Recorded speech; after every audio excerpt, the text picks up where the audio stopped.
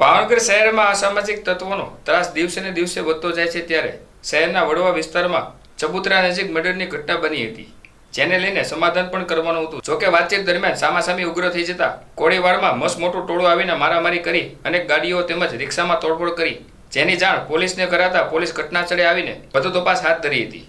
આ બનાવ બનતા લોકોના ટોળા એકઠા થઈ જવા પામ્યા હતા।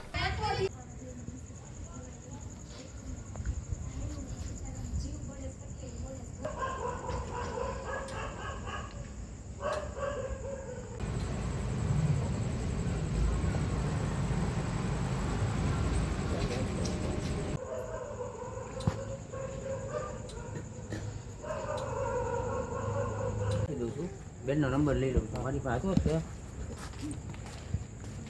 બેન, નંબર આપો ને તમારો।